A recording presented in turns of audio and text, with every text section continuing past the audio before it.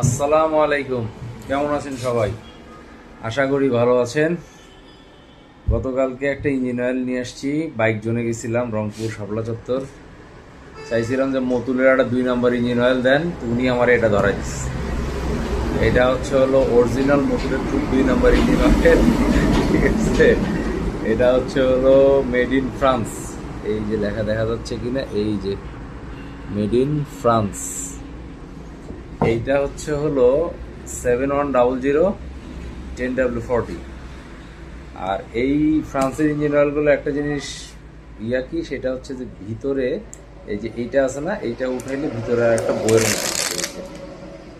ঠিক আছে, এই যে এখানে ইংলিশে লেখা থাকে, আর এই যে এখানে ইংলিশে লেখা থাকে, আর এই যে এই পাশের এটাতে ফ্রান্সের ভাষায় লেখা।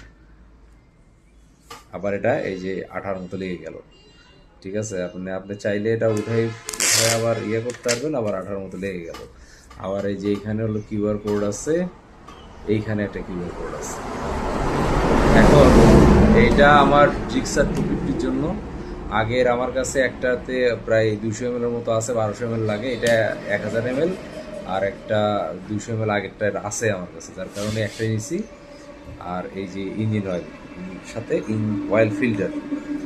তো একটা ভালো ইঞ্জিন অয়েল আপনাকে সবসময় স্মুথ রাইড, সাথে দীর্ঘস্থায়ী একটা ইঞ্জিন, ইভেন মানে বেটার পারফরমেন্স দিতে সক্ষম। যার কারণেই সময় মতো ইঞ্জিন অয়েল ড্রেন করবেন।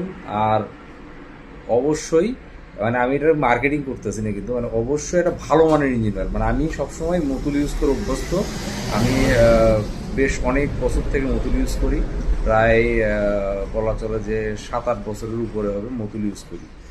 এর আগে আমি অন্য ইঞ্জিন অয়েল ইউজ করতাম, কিন্তু মতুল ইউজ করার পর থেকে আমার মানে আর এটাই আমার ভালো লাগে।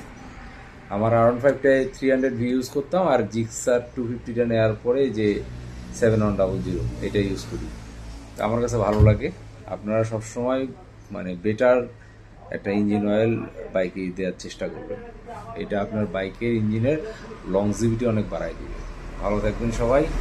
আসসালামু আলাইকুম।